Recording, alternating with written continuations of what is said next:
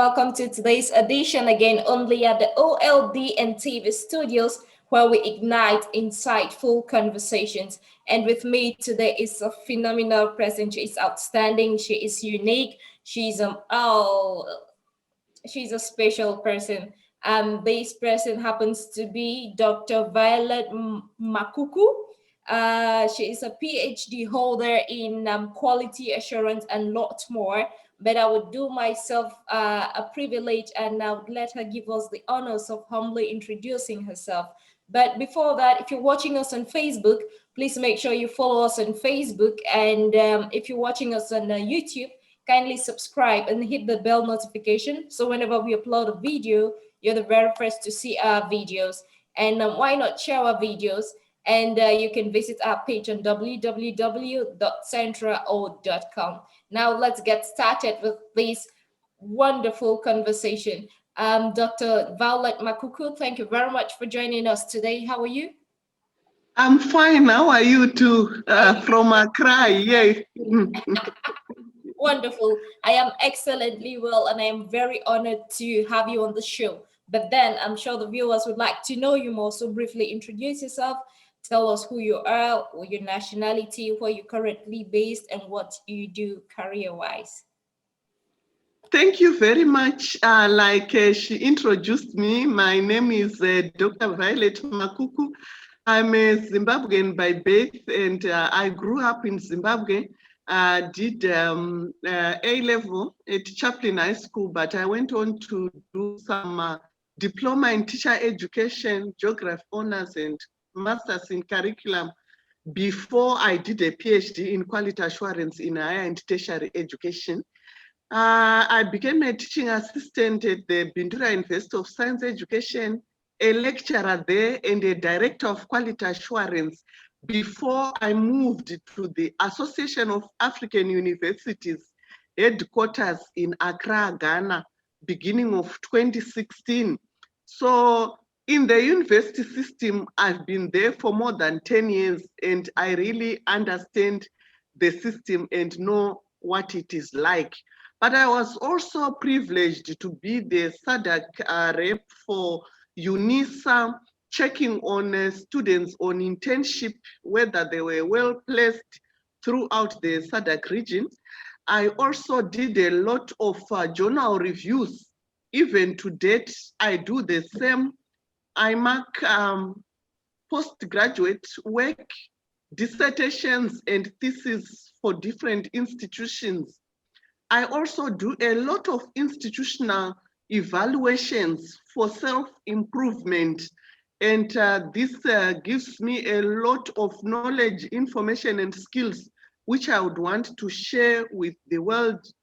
I do Commonwealth modules reviews for Commonwealth of Learning many times, like this year alone, just more than 8 times I've been a special guest of honor and keynote speaker in major conferences and events to do with higher and tertiary education, whether it's quality assurance, research, teaching and learning, and all that. So we can't spend the day on me. The list is too long. We can move on, my dear. Thank you. Thank you very much for this wonderful introduction. Indeed, it's a pleasure and an honor to have you in our studios today. I am so glad. But then when I went through your profile, I discovered there is a lot of quality assurance. And before this session, I had drafted a few questions for you. But then before we start, I'd like to ask you this very first question. What attracted you to quality assurance, to the field of quality assurance? Or to say what attracted you to the profession of quality assurance? I think naturally I was born a quality assurance person because some of the key values and principles and tenets of quality assurance include your integrity, your accountability, transparency, and avoiding double standards. All those things, I think, I grew up observing them. And in most cases, I also tried to do a thing once and for all perfectly well, but I take my time. And so naturally, that is it. But also, like I told you, working in the university system, and now also working at the Association of African Universities, it's a continental body which many African universities subscribe to. I see issues of quality assurance do compromise a lot of what we do with the quality culture.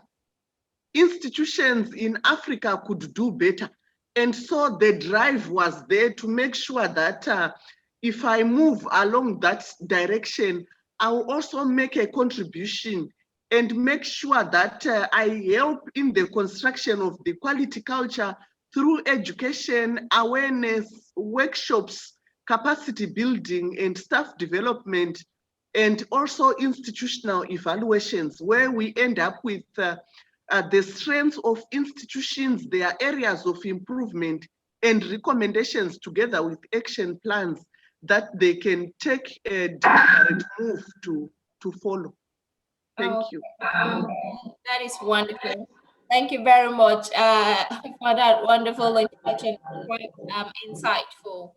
But then this is it is said that formalizing quality assurance program is imperative for every organization. Why is quality assurance an imperative to organizations? It is imperative because where we have quality, we have efficiency, and there is effectiveness. Where there is efficiency and effectiveness, we have cost cutting. We reduce the cost, but we get the best at least cost if we follow it well. Mm-hmm. And we also have other dimensions, you know, the way corruption issues are reported throughout the continent and the world at large. And the issues of nepotism, you won't take this because it's a person from the south or a person from the north who has said it. Issues of religion, that because we don't belong to the same religion, we don't belong to the same political party, and so I'll pick on people who belong to the same religion and political party with me, even if they don't qualify, even if they are better qualifying candidates. All those things will compromise quality. So we need to educate, bring it on board to make people aware of the damage that these things can do. Wow, thank you. Yeah, that's a very powerful way to educate and bring it on board. It's very, very, very, very mind-blowing about this. Now, it actually leads me to the next question. It seems most organizations do not have a designated quality assurance role. Could there be a reason for this, and what could be done to raise awareness of need for designated quality assurance roles? Thank you very much. But when I look at it, sometimes when I call, for example, Nissan, if I call Standard Chartered Bank, if I call EcoBank, and if I call a hospital, some do have, they tell you for quality assurance purposes, we are recording. Or if I take my car for service today, a day or two later, they follow me up.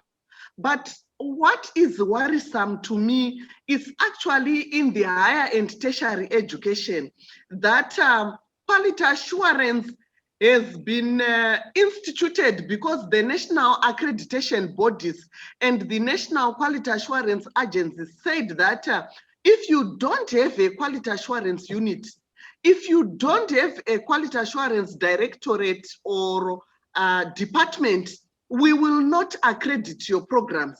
So institutions quickly just put them in place.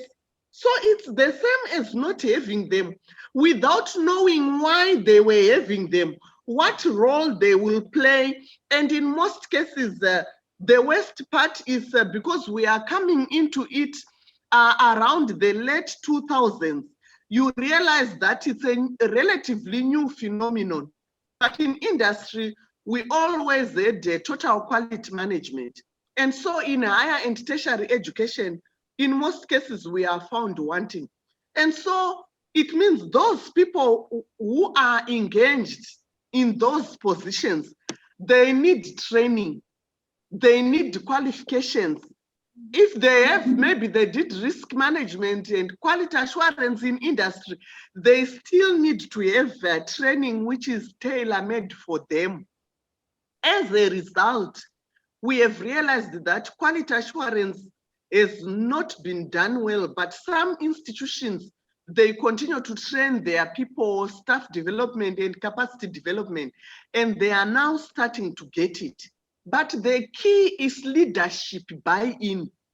You know, my dear, I've talked about very, very sensitive issues: corruption, nepotism, religion, ethnicity, political parties and politics. You see, it would need our leaders to be impartial and not to have double standards. And so them accepting it, they just see those dimensions which are likely to expose them, but they do not see the bigger picture. But the bigger picture is even good for them. So we need education and awareness. We do running themes for quality assurance for a week, a month, quarterly. We also have awards. They can work for us. We document best practices and share them. We also have role models and we display them. We also have annual reports. We also have billboards, flyers, and all. We have web pages where we frequently post things about quality and quality assurance. And in that case, we will be building the quality culture. And where we have the quality culture, everything will move on well. Wow. Thank you so much. But the bigger picture, they don't see. Could you enlighten us on what the bigger picture actually is? Okay, so the bigger picture goes like this. For example, first of all, that we can cut costs but still get the best. It means there are certain ways of doing things which we can get the best at least cost. And then there are also issues which are to do with how do we do things in-house. People can pass through lights which are on, but they are not needed. Air conditions and water, leaking taps, leaking washrooms. But people do not classify those things as quality assurance issues. But do you know that in life, and the people who are charged most are organizations and companies.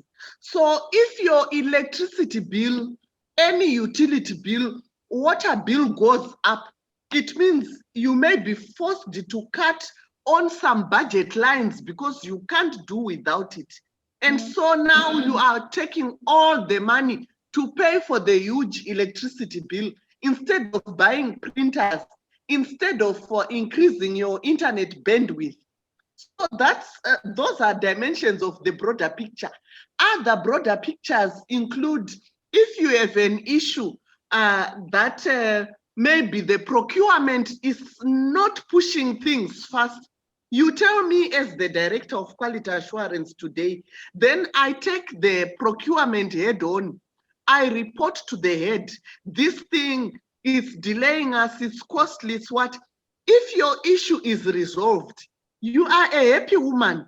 Next time somebody comes and say, the works maintenance and estate, we report issues, we report broken windows, we report leaking roofs, but they don't solve them for us. And the quality assurance department or a unit takes them head on and those repairs are done. And will you not be happy? You struggle for a long time, but because now there's an avenue and a channel and people who are directly responsible for quality assurance, you find that it's like you have a bridge and you also have a weapon that you can use. If I use weapon, it's too strong.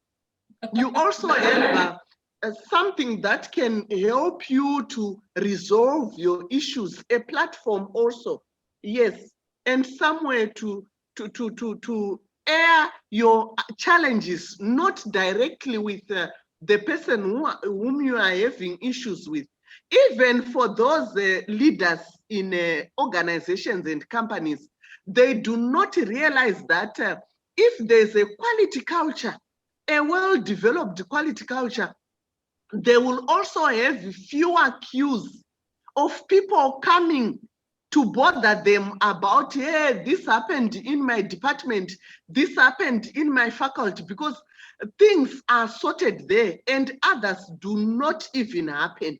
And so the last one, maybe in the interest of time, suppose you are a finance person or you are a DVC academic, all the time you have long queues of staff and students.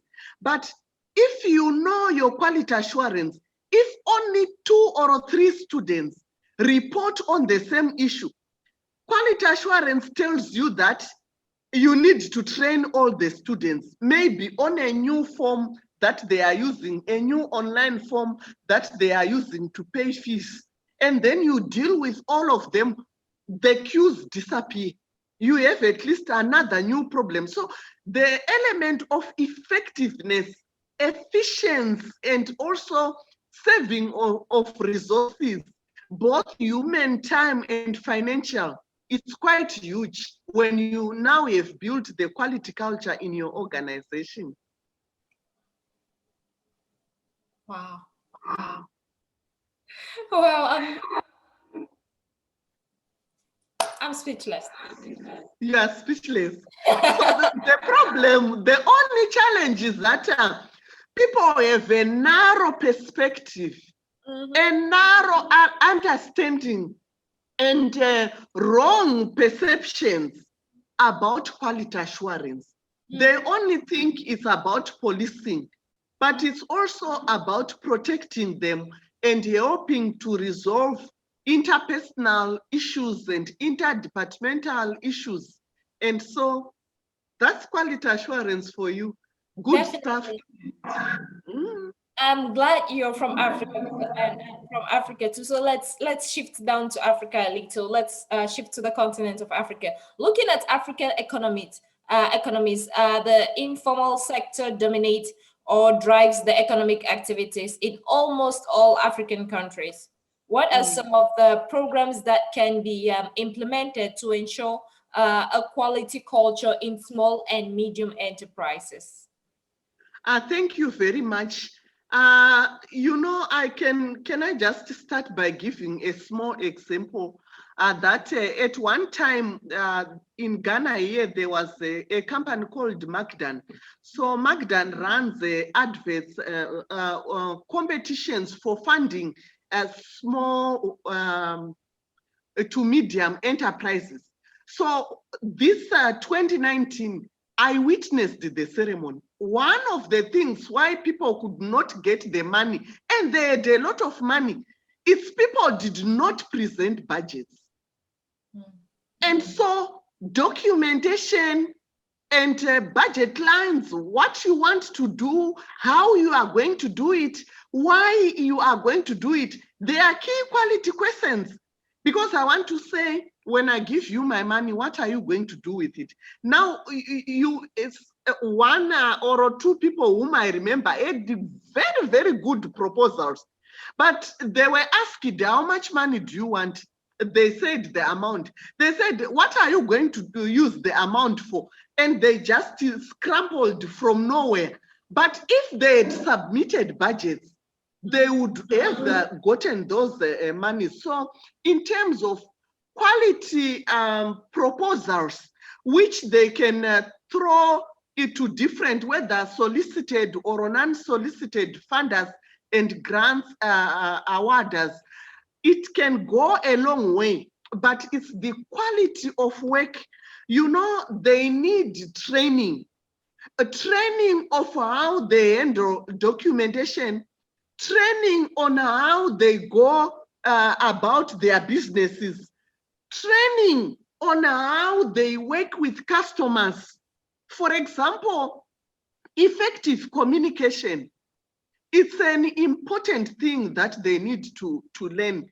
If they are not effective communicators, they lose customers, and it's a quality component, a very key and important one. And then documentation. What did you buy? How much was it? You sold it for how much? How much did you get? Remember, also, some of them are not well schooled, but it means they need lifelong learning or adult education. We can encourage them. So when they do adult education, they get their small English, they get their small mathematical skills. And with those skills, it goes a long, long way in transforming their understanding of business and their understanding of how important. You know, in Africa, the small to medium enterprises are the ones which are driving African economies. So issues of being presentable, cleanliness, all those, they may seem like they are small things, but they do matter. Yes, they matter a lot. Yes. That's true. Thank you very much, Doctor, for that. With what you've said, I'll just take a phrase from it. So, with all this suggestion, now let's talk of the implementation. When implementing quality assurance programs, it is important to ensure the whole system thinking that is considering people, process, systems, technology, and lots more. What are some of the practical activities to make the whole system quality assurance? Yes, so what is important in the first instance is if it is an organization, a company, or an institution, they need to have a quality management system. A robust quality management system is made up of tools and instruments, processes, mechanisms, procedures, documented procedures, because the issue of documentation is important for succession and also for memory and even institutional memory. So you will find that without a robust quality management system, we will have challenges. And with a robust quality management system, we also need, at the center of it is research. Everything to do with quality assurance should be informed by research. So we need people with the right personalities, fast thinkers, a strong background in ICT, problem solvers, and those people who are initiators, creativity, innovation. All those things are needed because, and the people who move fast in terms of even operations and what they are doing in terms of action. So the quality management system is made up of all those things you have talked about. But then the issue of decision making is also at the center of everything. But you don't just wake up with the decision. We want informed decisions. And informed decisions come from a background of needs analysis, a background of situational analysis, a background of everything to do with research. When you look at needs analysis, situational analysis, all those things in themselves, they are research. So we also need people with a strong research background, both qualitative, quantitative, and these days mixed methods, because for whatever they do, they need to generate tools, design tools to collect data, which informs them of the things which are on the ground, the gaps which need to be filled. And so we need people who are very good in research. And also the monitoring and evaluation part Again, it is informed by research. We want formative and summative monitoring and evaluation as the process implementation is being rolled out. Let's check, did we do this right? Is this the best way? Could there be a better way? Why don't we change? And then monitoring and evaluation without appropriate changes to make things better. It doesn't work. Quality assurance is all about quick identification of gaps and plugging them. You know, they say a stitch on time saves 9, something like that, which means if you quickly do your repairs, they won't cause a lot of damage. Look at your recruitment process. Look at your inputs. The inputs, are they the best that you are getting? So everything that you do, you need to quality assure. You need to ask your question, is this the best process? Is this the best input? Is this the best tool? Is this the best person? And at the end of the day, you have the best product. True. So quality management system, the rightful people with the right personality, if they do not have the professional qualifications, they can get them. They can be supported by staff development, induction, and capacity development in many different areas. And now I also want to add on that. I've seen one person who said the educated of the 21st century are not those who are able to read and write, but they are those ones who are able to learn, unlearn, and relearn. Because the world is changing. So for you to remain relevant, and relevance is another aspect of quality. Quality is relevance. If you are not relevant, you become obsolete. If you become obsolete as a company, you close naturally. So you shape up or ship out. But culture now is a major problem too. There are cultures, personal culture, individual culture, national culture, and these cultures, they are a problem and they can be good also. If you are a reactive, proactive person, the culture is good. If as a nation, you are highly reactive, proactive, responsive, you are a good nation. This is the reason why you see that in the same continent, some countries are far much ahead, some are behind. In the same nation, some academic institutions are thriving, others are dying. Look at COVID-19.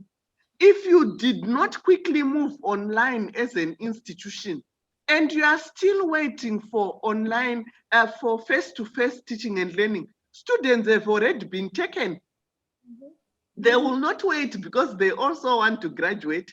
If as a company, you are also still trying to move with the old models, old pieces of equipment, and work is piling, you won't get there. You will not satisfy customers and they will run away from you.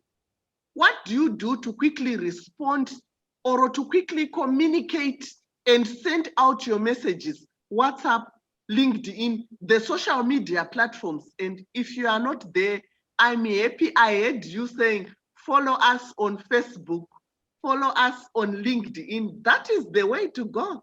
And people have got different preferences, but quality is embracive. We need to embrace and make sure we provide for all, because particularly in industry and in business, if you don't embrace all and provide for all, you lose business, you lose customers, you lose your market area, you lose your value. And that's how you see new players coming in to overtake old players. and you ask yourself, how? That is it. You are not responsive.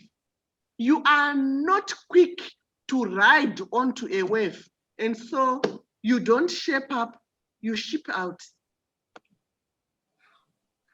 Thank you very much. I was about to respond to you said, okay, I'll ask you later after this. I'm so glad you're saying this. I'm sorry, while you were talking, my head was down. I was jotting some few things you said just for personal knowledge. I'm glad you actually, in the course of these explanations, you went to, as far as saying that other countries evolve better than other countries within the same continent. In the same nation, other places are doing better than the other one. Now that leads me to one of my next questions. Similarly, the last question, I won't keep you too much. One of the last questions. To what extent is quality assurance part of the African higher education curriculum? And more to that, is it necessary to integrate quality assurance in our education curriculum? Yes, I thank you for bringing that question.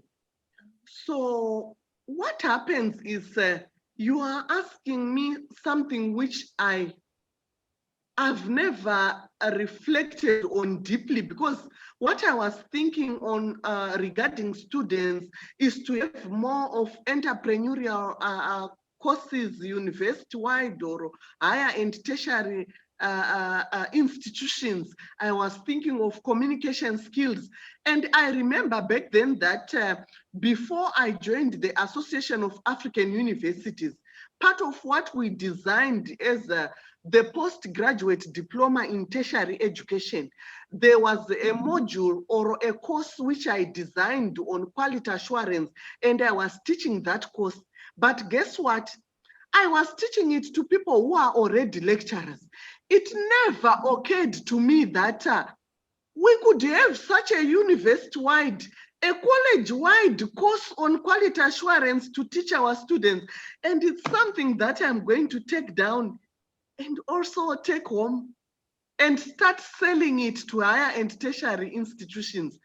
Even the programs that I was proposing to institutions right now, I was proposing modules on quality assurance for only the institutional staff and not for students. And if I were to go deeper, for only those who are in quality assurance. But now your question is also an eye-opener to me. And it is sending my mind everywhere, thinking about why did it never occur to me that we could offer this as a university-wide course, a college-wide course, because these are the people who are going to be employees in industry. These are the people who are going to start their own companies and employ people. I've talked to you about the vice chancellors who resist quality assurance, and maybe some company leaders and managers who also resist the institution of quality assurance. But if they understand it as students way back, it means now as they mature and get into the workplace, start their own companies, they understand it in its broader sense and its beneficial sense, not even as perceptions or misconceptions, but understand it in its totality and the global benefits of quality assurance. So I want to thank you for that one. Well, Brilliant. thanking you very much for that. Now, you were talking and you mentioned the word resistance. In your career experience, have you encountered resistance before? Like Yes. resistance? Okay, great. So, out of curiosity, I'd like to know, how do you handle resistance when you know you're about to bring this to the table and it's quite beneficiary to you and to the organization and to the economy at large, to the society at large, but then everyone who sees it, they resist. How then do you overcome resistance? Okay, so what I do is I told you at the center of quality assurance is what? Is research. So resistance, you can see the general resistance. But do you know that people resist for different reasons? The reasons why this person or this institution, people there may resist, it's not the same with the other organizations. So number one, an institution or people may resist because they have a narrow understanding. That's number one. They have misconceptions and they have their own perceptions, which are not the correct thing. So in that regard, we need education and awareness to make them see the broader picture, to make them understand the phenomenon better, and then to get their buy-in. That's one dimension of resistance. The other dimension of resistance comes because of the way quality assurance, they saw quality assurance being implemented. So if people come and pounce on them, they become the superiors of it, the untouchables, the police without policing. Nobody polices them, but they now seem to be policing other people, seemingly like it's an agenda to sack some people from work.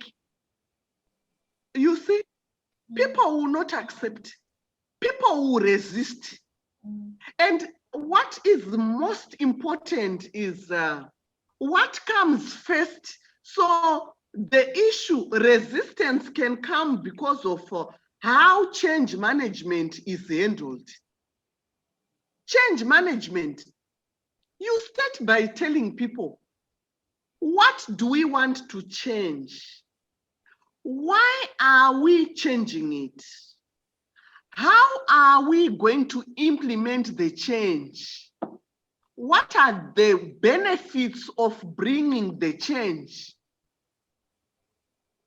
If you do not handle your change management very, very well, you'll be in trouble.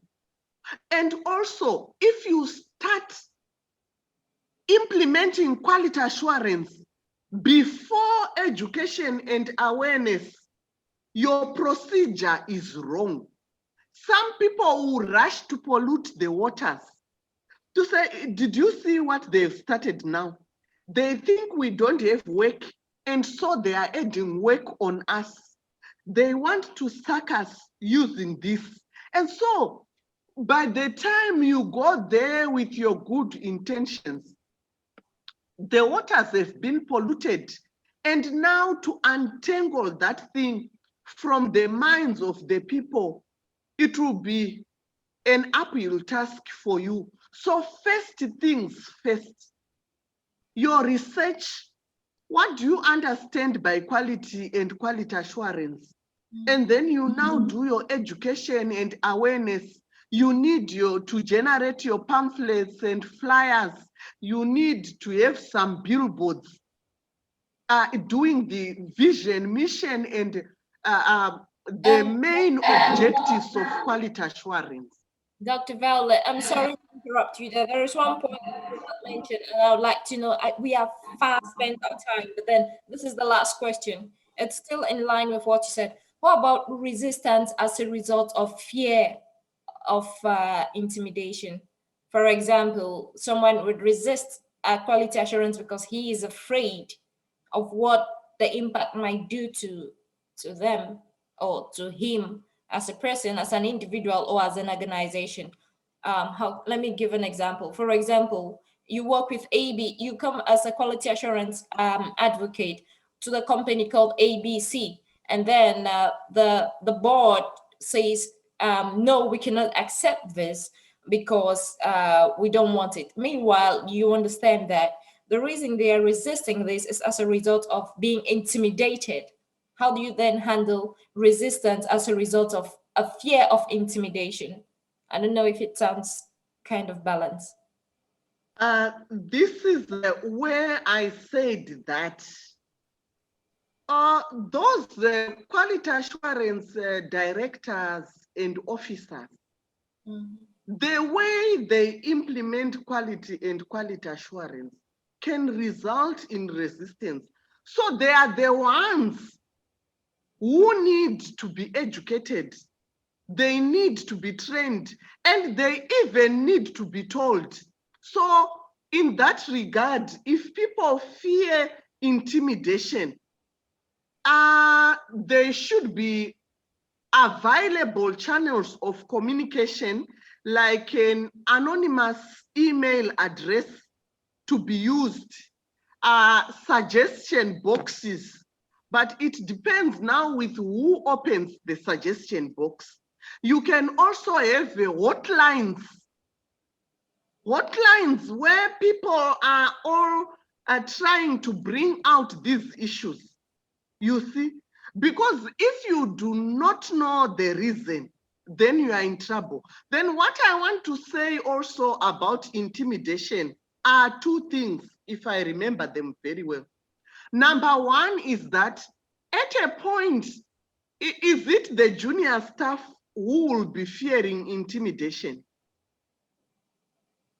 No. The senior staff, The senior everyone. staff. Okay, so if it is the senior staff, but you find that eventually, if I gave you the example I gave you about how quality assurance came into African higher and tertiary education, they simply said at national level, because they were getting pressure at continental level and at international level, they just said, you need to have a quality assurance unit, directorate or department in order for us to accredit your programs. So where would you go to? Eventually it will just come. So if it comes that way, it will still come. And at the end of the day, you may fear intimidation, but there are always the channels also of trying to solve issues that come along the way. And quality assurance is there to do that. And particularly these channels of reporting malpractices, if they are effective, it works well.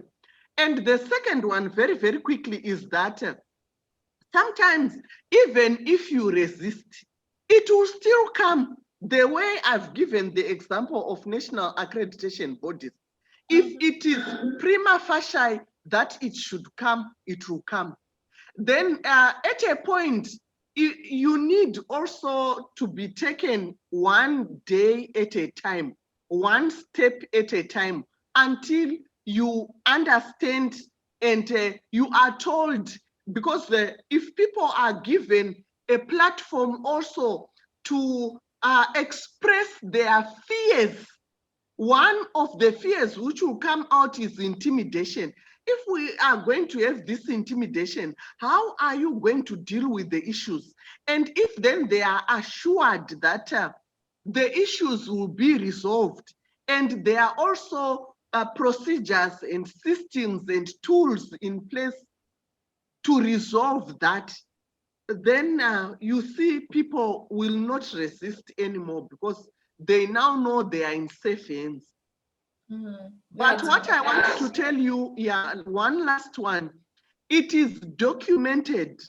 It is well documented in quality assurance literature throughout the world that quality assurance is compromised by corruption. It's compromised by religion. It's compromised by politics. It's compromised by ethnicity. And so what it means is there are some situations when organizational politics comes in, national politics comes in, you become the sacrificial lamb.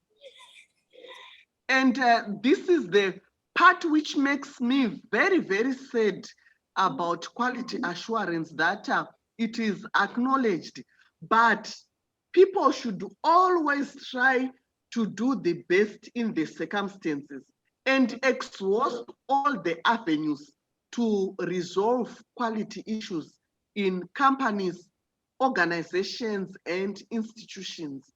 Yes. Amazing. Thank you very much, Doctor. Thank you to all of viewers for watching this far. We are very grateful. Very quickly, Doctor, do you have social media handles wherein the viewers could meet you up? Do you have books you've written? Do you have upcoming books? Could you enlighten us very briefly about that, please? Your Facebook Yes. page.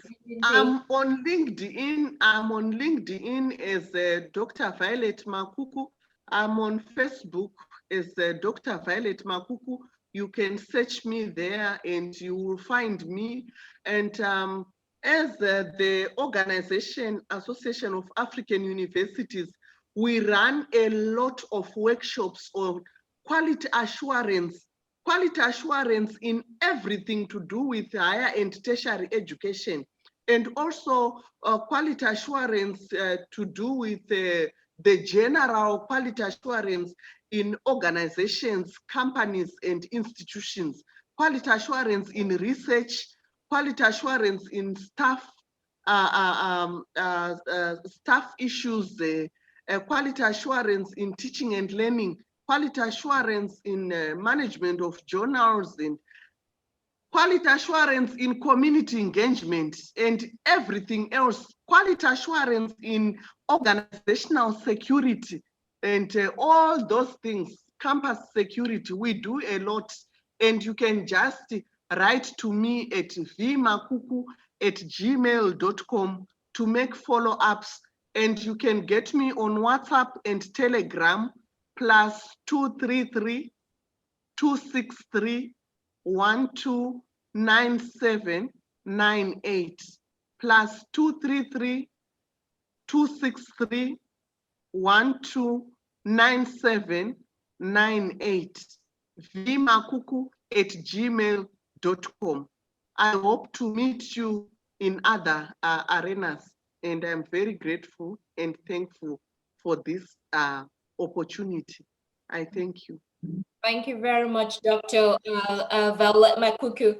We hope to host you very soon again, because there is a lot more of conversation we have to go, but because of the time, we cannot proceed, and the studio's time is taken as well. So thank you, televiewers, very much for watching today's edition, and thank you for staying tuned in. She has given in her details, so you could reach her via the details she mentioned, and the link should be attached to this video. Once again, if you're watching us on Facebook, please make sure you follow us and share our page as well. And if you're watching us on YouTube, kindly make sure you subscribe, and why not hit the bell notification, so whenever we upload a video like this, you're the very first to see a video. And once again, our hashtag at the OLDN TV is where we ignite insightful conversations. Thank you very much for watching, and stay tuned in for the next edition. Once again, I am your anchor, Blessing Dolo, broadcasting live from the OLDN TV studios. Stay tuned in and see you next time.